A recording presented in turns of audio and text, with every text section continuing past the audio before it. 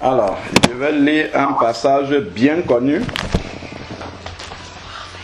1 Corinthiens chapitre 11 que nous connaissons tous bien.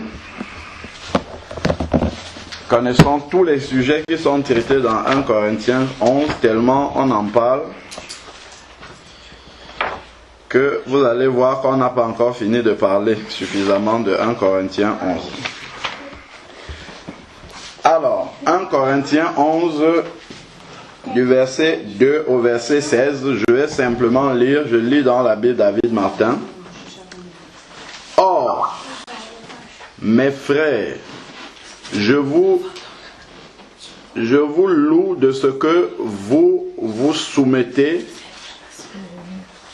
de tout ce qui me concerne. Vous vous souvenez autant pour moi de tout ce qui me concerne et de ce que vous gardez mes ordonnances comme je vous les ai données. Vous gardez mes ordonnances comme je vous les ai données. Alors, verset 3 maintenant. Mais, donc, vous connaissez déjà ce que je vous ai appris, mais le mais introduit justement quelque chose de nouveau qu'il veut enseigner que les Corinthiens peut-être ne savaient pas. Alors, il dit, mais je veux que vous sachiez. Donc, il y a quelque chose qu'il faut savoir. Pour comprendre tout l'enseignement qui va suivre, il y a quelque chose qu'il faut savoir. Si on ne sait pas cette chose-là, si on ne reconnaît pas cette chose-là, si on n'admet pas cette réalité-là, tout l'enseignement qui va venir, on sera voilé là-dessus. Ça sera obscur pour nous. Bon, qu'est-ce qu'il veut donc que nous sachions? Il veut que nous sachions que le chef de tout homme, sans aucune exception, qu'il soit païen ou qu'il soit chrétien, c'est Christ. Le chef de tout homme, c'est Christ. Voilà ce que Paul veut que nous sachions. Le chef de tout homme, c'est Christ. Et le chef de la femme, c'est l'homme. Et le chef de Christ, c'est Dieu. Donc, par chef, on entend bien la tête, le responsable.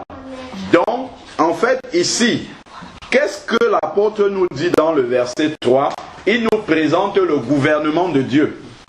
Voici comment est organisé le gouvernement de Dieu. Il ne s'agit pas d'une hiérarchie, hein. Ce n'est pas comme à l'armée où on a le capitaine, non.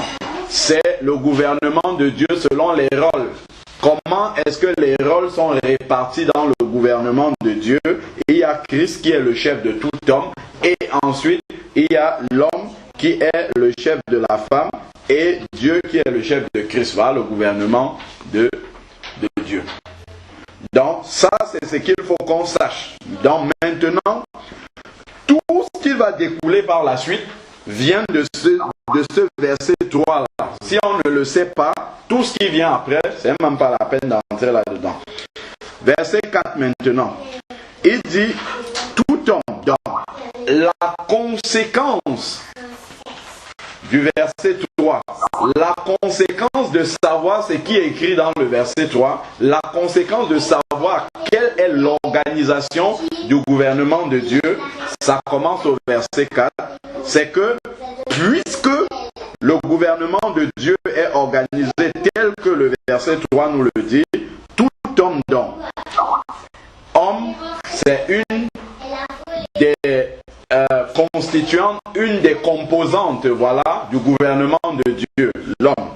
Donc, tout homme, puisque Christ est le chef de tout homme, il dit donc qu'à cause de cela, tout homme qui prie ou qui prophétise, ayant quelque chose sur la tête, déshonore sa tête.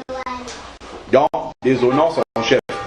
S'il prie avec quelque chose qui est sur sa tête, c'est bien écrit là dans David Martin, c'est très explicite même en fait. S'il prie avec quelque chose sur sa tête, il déshonore son chef. Sa tête. Continuons donc. Alors, maintenant, verset 5.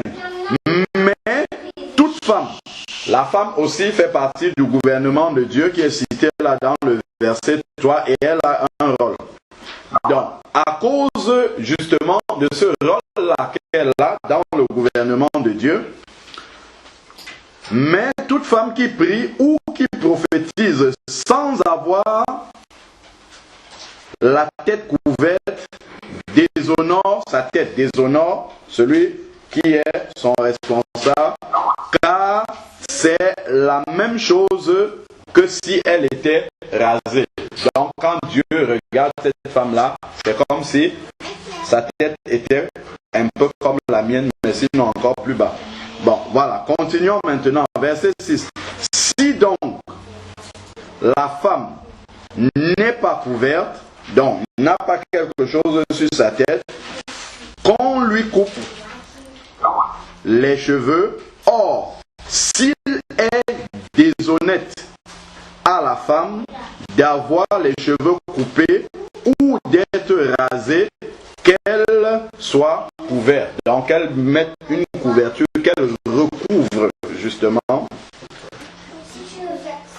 sa chevelure. Continuons maintenant, verset 7. Car pour ce qui est de l'homme, il ne doit point couvrir sa tête. Il explique maintenant, puisque l'homme est un des membres du gouvernement de Dieu, et la parole de Dieu lui demande de ne pas couvrir sa tête quand il prie. Il va maintenant entrer dans l'explication spirituelle. Pourquoi est-ce que Dieu demande cela?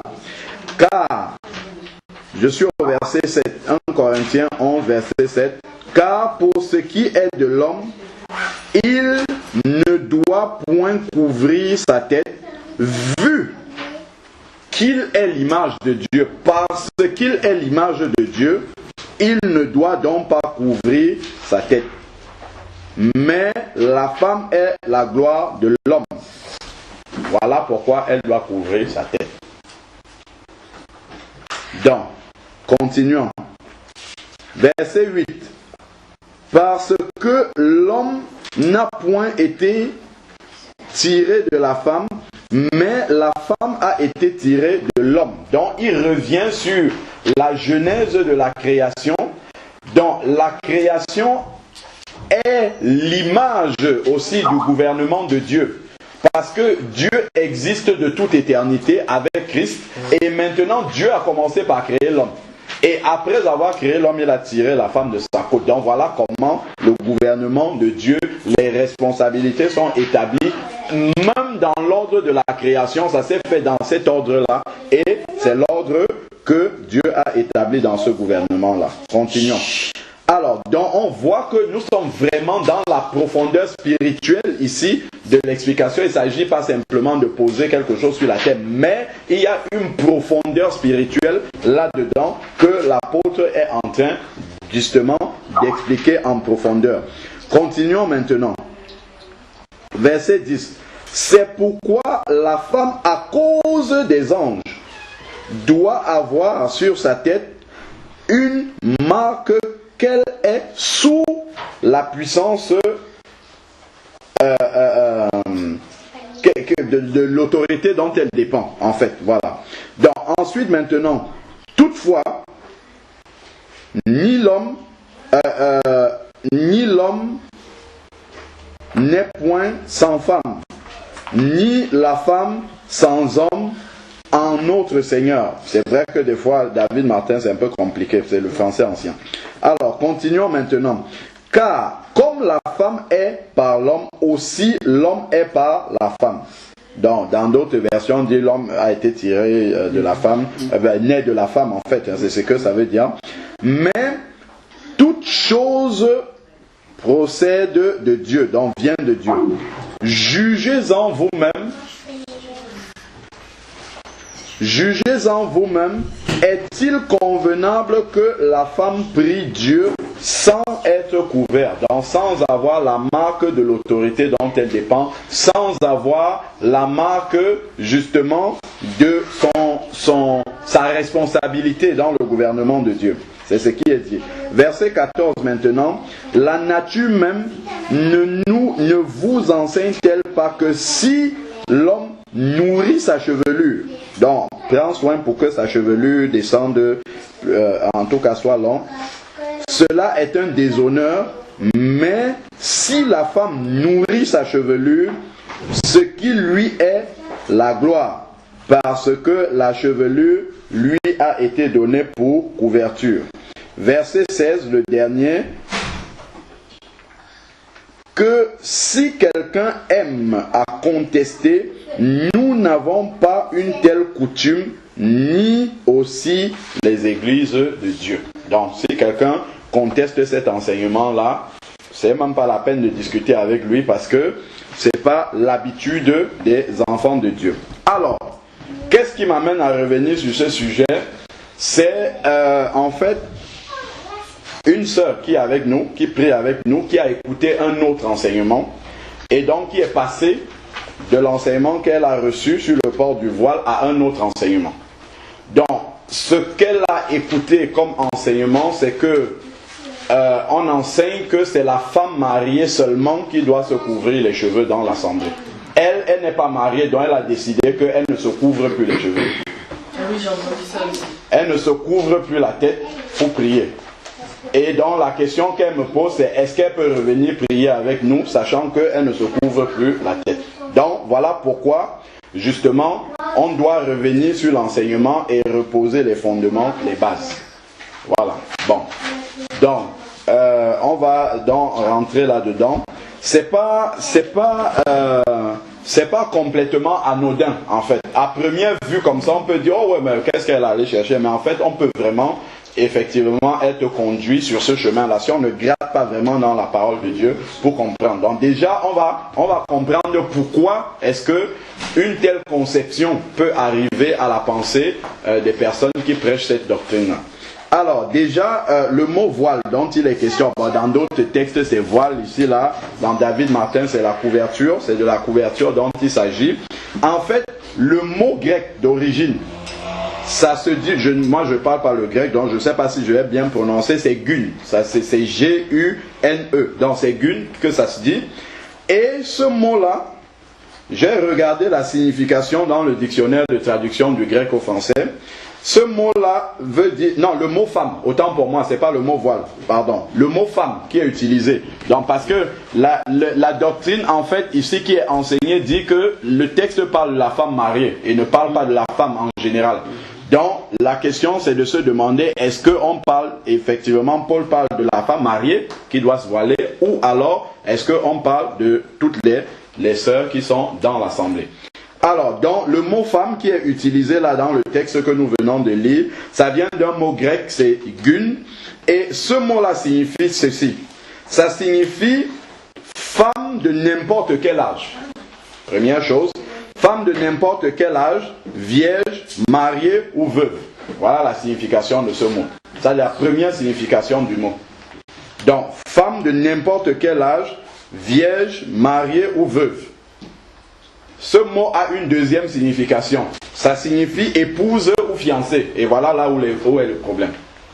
Donc, le même mot signifie a deux explications. Ou bien, c'est la femme de tout âge, donc toutes les sœurs peuvent se retrouver là-dedans, vierge, mariée ou veuve, ainsi de suite. Et la deuxième signification, David, il faut juste remettre...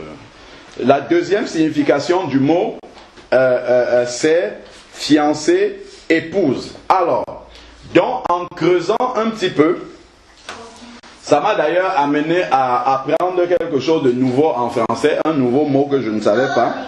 C'est un mot en français qui s'appelle polysémie. Donc, polysémie, en fait, c'est la qualité d'un mot ou d'une expression à avoir une ou plusieurs significations selon le contexte. Et il y a une variété de mots comme ça en français et dans beaucoup de langues, hein, c'est comme ça. Je vais donner des exemples bien précis avec des phrases pour nous permettre de bien comprendre. Donc, selon le contexte, un mot peut changer de signification. Je prends par exemple le mot rouge. Bon, a priori comme ça, si je dis rouge, on va peut-être penser à la couleur rouge. Le sac là-bas, il est rouge. Donc, si quelqu'un dit cette robe-ci, ou bon, ce sac-là, ce sac-ci est rouge. Bon, ça, il n'y a absolument aucune ambiguïté. On sait qu'il parle de la couleur du sac. Le sac est rouge. Mais si quelqu'un vient et dit, nous avons pris du rouge en mangeant, nous avons pris la couleur rouge en mangeant, ça ne veut rien dire en français. C'est du vin. Donc ça peut être de la couleur, ça peut être du vin. C'est le même mot, c'est rouge toujours. Maintenant, je prends un autre mot, le mot vivre par exemple. Si je dis dans ma phrase, son mari, je parle d'une femme, je dis son mari vit encore. Qu'est-ce que ça veut dire? Ça veut dire qu'il a encore le souffle de vie. Il est encore dans le monde des vivants là. Son mari vit encore. Mais je peux aussi dire son mari vit à Paris. On ne veut pas dire la même chose. Vit à Paris, ça veut dire il habite à Paris. C'est habiter. Donc c'est le même mot, mais selon le contexte, ça signifie des choses différentes. Je peux encore dire son mari vit un calvaire. Ça veut dire encore autre chose. Ça veut dire qu'il traverse des épreuves difficiles, il traverse une situation compliquée. Voilà, donc voilà le même mot qui, selon le contexte, prend des significations différentes. C'est ce que le français appelle polysémie. Je prends le cas de la souris, par exemple. Je dis, voilà le chat qui poursuit la souris, on comprend que je parle de l'animal. Mais si je dis, à côté de l'ordinateur, là-bas, sur le tapis est posée la souris, on comprend que c'est un outil informatique qui sert à piloter des choses sur l'ordinateur. C'est le même mot, c'est souris. Ou alors si je dis, l'enfant là-bas sourit, c'est toujours le même mot, mais c'est une gestuelle, en fait, une expression du visage que l'enfant a, mais c'est le même mot qui est utilisé. Et ça existe dans toutes les langues. Donc si quelqu'un prend un seul mot et dit que, voilà, ça signifie épouse, il peut se tromper directement. Donc, tout l'enseignement sur le voile ne repose pas simplement parce que je sais qu'on dit, bon voilà, le mot du verset 15 de 1 Corinthiens 11 qui dit la chevelure a été donnée comme voile, c'est pas le même voile qui s'utilise dans les autres. C'est pas seulement dessus que s'appuie l'enseignement, ce n'est qu'un des arguments. L'enseignement s'appuie sur le verset 3, c'est le gouvernement de Dieu. Tout l'enseignement est basé là-dessus. C'est pour ça que l'apôtre a dit, mais je veux que vous sachiez. Donc tout est là-dedans. Donc si on loupe ça, et là-dedans, c'est pas une affaire de mots. C'est pas une affaire de mots, c'est vraiment une réalité de l'ordre du gouvernement de Dieu. C'est toute une révélation, en fait, du gouvernement de Dieu. Voilà, donc c'est là que va s'appuyer l'enseignement. Si je prends le mot culture, par exemple, je peux dire... mon frère possède ou fait de la culture de maïs. Ça veut dire qu'il a une étendue, une parcelle quelque part où il cultive du maïs. Mais si je dis mon frère a une grande culture, ça ne veut pas dire la même chose. Ça veut dire qu'il connaît beaucoup de choses dans beaucoup de domaines différents. Mais c'est le même mot culture à chaque fois. Ce champ-là est bien cultivé. Ça veut dire qu'il a été bien labouré, il produit bien. Mais si je dis cet homme-là est cultivé, ça veut dire quelque chose de totalement différent. Ça veut dire qu'il connaît beaucoup de choses dans beaucoup de domaines. Donc en fait, c'est juste pour dire effectivement que cela, les mots peuvent revêtir des significations différentes selon le contexte. Et ce n'est pas interchangeable. Donc si je veux parler du sac là et que je veux utiliser en fait la forme grammaticale, l'expression que j'ai lorsque je parle du vin, ça va pas coller. Ça va donner une phrase totalement incompréhensible. Donc les termes ne sont pas interchangeables. Quand on parle d'une chose, on parle de cette chose-là précisément selon le contexte. Donc c'est le contexte qui va déterminer la signification qu'on doit retenir dans le cas où on a un mot comme ça qui veut signifier deux choses. Alors, si je prends, on a dit, le verset 3 nous parle justement de l'organisation du gouvernement de Dieu et tout va en découler en fait. Donc, alors,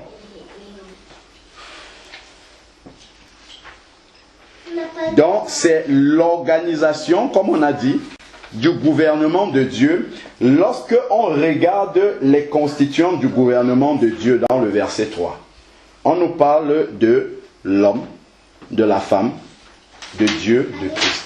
Est-ce qu'il s'agit de la femme mariée là? Parce qu'au verset 3, on n'a pas dit que l'homme est le chef de sa femme. Voilà. Il est le chef de la femme. Voilà, donc en fait ici on nous parle des genres. Il y a Dieu, Dieu n'a pas de genre, Dieu n'est pas masculin, il n'est pas féminin, il y a Dieu qui est au-dessus du genre. Et maintenant Dieu a créé deux genres. Et il a positionné justement chaque genre à qui il a donné une responsabilité justement. Et de tout cela découle ce qui va suivre. Donc et à une personne maintenant, à une des composantes du gouvernement de Dieu, Dieu dit, bon, toi tu vas porter le voile pour marquer la différence, pour faire la différence. Donc, voilà de quoi il est question ici là. Alors, donc, et ça, on a bien compris que ça ne repose pas sur la situation matrimoniale de la personne.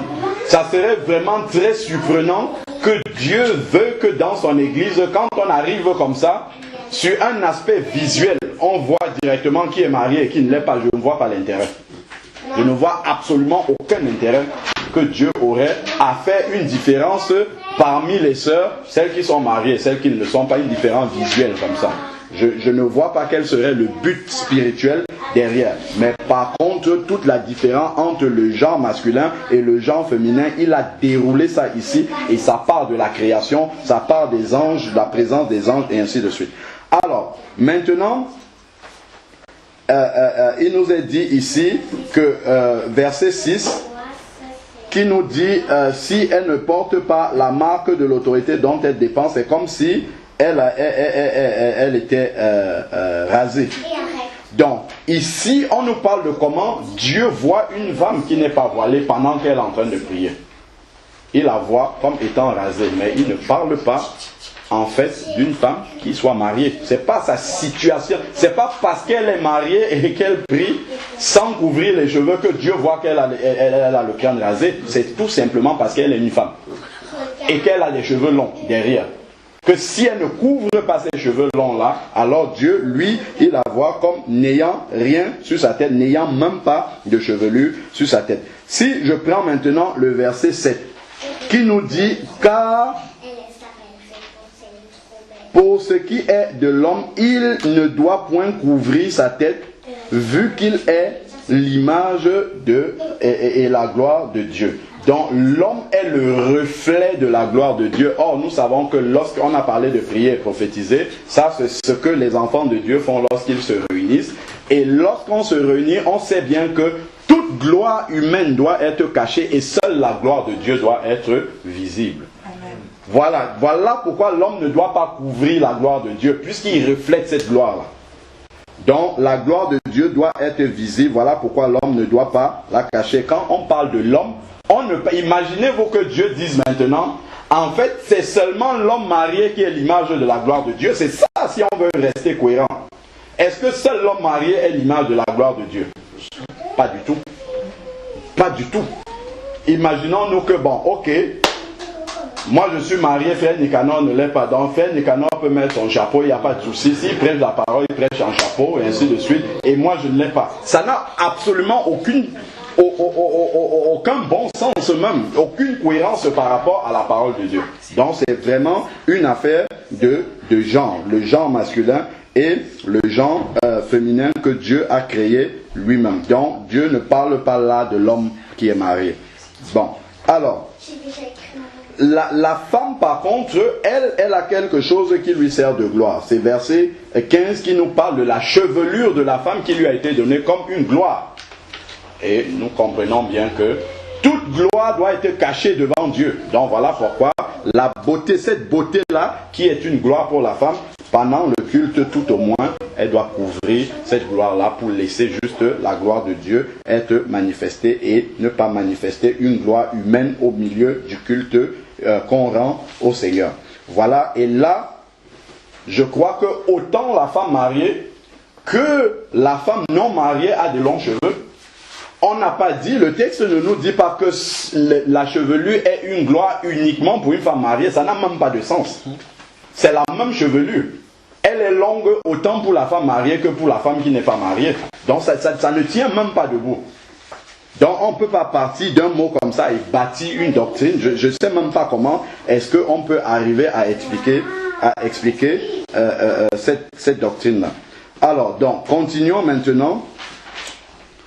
Donc, toute gloire doit être cachée devant le Seigneur.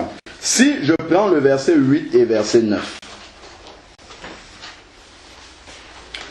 où on a parlé parce que l'homme n'a pas été tiré de la femme, mais la femme tirée de l'homme. Ici, en fait, on est dans l'ordre de la création. La femme qui est tirée de l'homme, l'homme n'est pas encore marié. Donc, on ne peut même pas dire qu'il s'agit d'un homme marié. Donc c'est l'ordre de la création, comme on est en train de le dire depuis le début, qui se matérialise également dans l'Église, comme ça, de façon visible, au travers d'une différence de présentation physique des enfants de Dieu. Donc, voilà, c'est pas la situation matrimoniale des enfants. La situation matrimoniale est terrestre, elle est charnelle. C'est que tu sois marié aujourd'hui, demain le mari n'est plus là, ainsi de suite. Mais ça ne change pas ton identité. Ton identité de femme ou d'homme. Tu resteras une femme mariée ou pas. Tu resteras homme marié ou pas. Ça ne va jamais changer. De la même façon que l'ordre de la création ne va jamais changer. Tant que tu es vivant, tu ne vas pas changer de sexe. Tant que, normalement, parce que bon, maintenant on écoute beaucoup de choses. En tout cas, tant que tu es vivant, tu ne vas pas selon Dieu. Si Dieu t'a créé homme, tu seras toujours homme. De la même manière que Dieu a créé une fois pour toutes l'homme en premier et il a tiré la femme de sa côte. Voilà.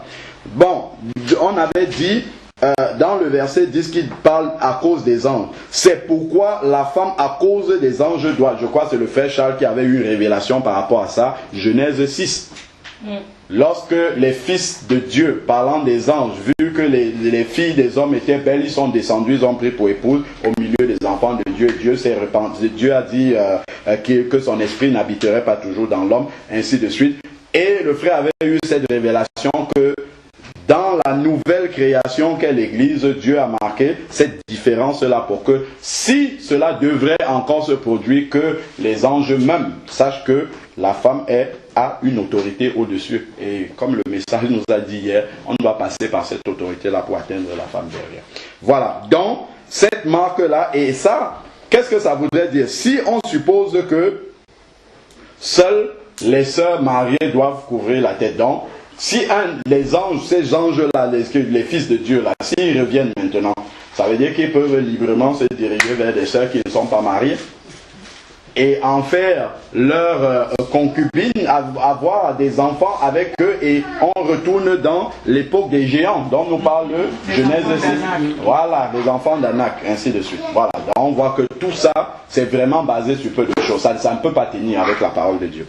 Donc, continuons encore plus loin. Si je prends 1 Corinthiens chapitre 14, verset 34, 1 Corinthiens 14, verset 34, je parle toujours de cette explication que le verset, si nous retenons ce mot-là comme étant parlant justement de l'épouse,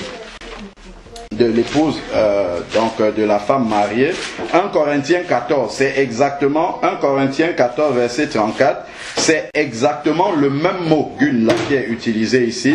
1 Corinthiens 14, verset 34 qui dit que les femmes se taisent dans les assemblées car il ne leur est pas permis de parler, mais qu'elles soient soumises, comme le dit aussi la loi. Donc, cela voudrait dire que dans les assemblées, seules les sœurs mariées doivent se taire et les autres peuvent parler comme elles veulent. Ça, c'est une aberration quand même. Il faut qu'on continue à regarder.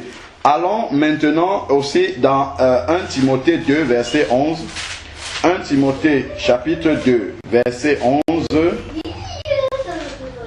qui nous dit que la femme s'instruise en silence avec une entière soumission. Donc seules les sœurs mariées doivent donc écouter en silence et se soumettre. Les autres ne doivent être soumises à rien et doivent faire ce qu'elles ont envie de faire. Non. Verset 12 maintenant. Je ne permets pas à la femme, c'est le même mot là, c'est le même gun qui est utilisé ici, d'enseigner ni de prendre l'autorité sur l'homme, mais qu'elle demeure dans le silence. Donc ici, je dis donc que ça s'adresse à la femme mariée, donc seule la femme mariée n'a pas le droit d'enseigner, les autres sœurs, elles peuvent enseigner. C'est ce que ça veut dire. Il faut qu'on aille jusqu'au bout avec cette explication-là. Donc, les sœurs qui n'ont pas de mari peuvent enseigner la parole de Dieu si on s'appuie sur cette explication que, en fait, seules les femmes mariées doivent porter le voile. Voilà, donc on voit qu'on arrive vraiment à des aberrations vraiment très grave par rapport à l'enseignement même de la parole de Dieu. Et si vous allez fouiller dans la Bible, vous n'allez jamais trouver dans le Nouveau Testament une femme qui a un ministère d'enseignement, qu'elle soit mariée ou pas mariée. Donc il faudrait qu'on ait un exemple pour pouvoir s'appuyer là-dessus. Donc, prenons maintenant Éphésiens 5, les versets qu'on n'aime pas. Éphésiens 5, 22, bon, je ne vais pas parler de ce qu'on n'aime pas dedans, mais plutôt d'autres choses. Femmes, c'est le même mot encore. Femmes, soyez soumises chacune à vos maris comme au Seigneur, car le mari est le chef de la femme. Donc, il répète encore le gouvernement de Dieu. C'est le même mot femme qui est utilisé. Mais ici, on peut comprendre que là, il faut prendre la deuxième explication. Là, c'est d'épouse qu'il parle et de fiancée, parce que le contexte nous guide. On nous parle du mari. Voilà, c'est des devoirs domestiques et on parle du mari. Donc, directement, le contexte même nous permet de comprendre qu'il s'agit de la fiancée ou en tout cas de la femme mariée. Donc, c'est vraiment le mot épouse ici. Donc, on est vraiment avec le mot, l'explication qu'on a vu au début de polysémie. C'est le même mot, mais dans ce contexte ici, tu ne vas pas prendre la femme en général. Si je prends la femme en général, je dis, bon, soyez soumise. Ça veut dire que je peux arriver chez une sœur qui n'est pas mariée, je lui dis, bon, moi, je veux manger du poisson aujourd'hui, sers-moi du poisson. Elle doit obéir. Non, c'est pas vrai. C'est pas ma femme. Donc, encore même, ça serait ma femme. Je sais pas dans ces termes-là qu'il faut parler. Donc, voilà, on comprend bien dans le contexte de Éphésiens 5 et verset 22 et suivant que là, vraiment pas la femme mariée. Donc, on voit vraiment que ici, on parle du mari, de la femme et ainsi de suite. Voilà, on sait l'explication qu'il faut prendre là-dedans. Alors, bon, la sœur a demandé si elle peut prier avec nous. Elle peut continuer à prier. Pour moi, je crois que le Seigneur ne me donne pas du tout la responsabilité de dire aux gens si vous pouvez prier ou pas prier, tout ça. Mais le verset 16 nous dit simplement une chose, c'est que nous ne nous plaisons pas à contester. Quand on a déjà donné l'enseignement, c'est clair. Si quelqu'un veut, il respecte. S'il veut, il ne respecte pas, c'est sa responsabilité avec Dieu. Dieu ne va jamais venir comme ça dans l'assemblée me dire pourquoi Vera là-bas ne respecte pas ce que tu as enseigné. Pourquoi ça c'est son problème maintenant avec Dieu. Lui, il va me demander est-ce que tu as enseigné cela? Et c'est pour ça que je prends la peine de nous avertir par rapport à ça. Donc si la sœur revient et qu'elle dit ce qu'elle a compris, au moins, s'il y a d'autres sœurs qui veulent la suivre, elles auront déjà écouté l'enseignement. Elles sauront ce que la parole de Dieu dit. Maintenant, si elles veulent faire comme la sœur, ça, vraiment, elles sont libres de le faire. Mais ma responsabilité n'est pas du tout engagée par rapport à cela. Les seuls, en tout cas, les seuls motifs pour lesquels vraiment le Seigneur nous demande de ne pas nous assembler avec des bien-aimés, 1 Corinthiens 5, verset 11, nous parle de cela. 1 Corinthiens 5, verset 11. Donc, nous avons le devoir toujours de dire la vérité et de laisser. Il a dit, on ne se plaît pas à contester, on laisse. Si quelqu'un n'est pas convaincu, il fait comme sa conviction lui dit. C'est ce que j'ai dit à la sœur. Vraiment, moi, loin de moi, je ne vais jamais me voir sort parce que tu n'es pas voilé. Non, pas du tout.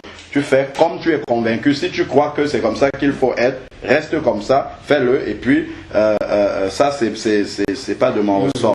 Alors, 1 Corinthiens 5, verset 11 dit, maintenant, ce que je vous ai écrit, c'est de ne pas avoir de relation avec quelqu'un qui, tout en se nommant frère, serait débauché, ou cupide, ou idolâtre, ou insulteur, ou ivrogne, ou accapareur, et même de ne pas manger avec un tel homme. Amen.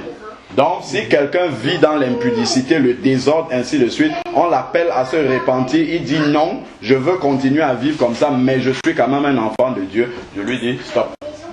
Tu n'as pas ta place au milieu de nous, continue à faire ça dehors. On voit bien que l'apôtre, quelque part, il dit j'ai livré un tel homme à Satan. On dit avec quelqu'un comme ça, dans le même chapitre, qui vivait avec la femme de son père. Et puis l'apôtre dit mais comment vous laissez une telle personne au milieu de vous? Ne l'avez-vous pas livré à Satan? C'est le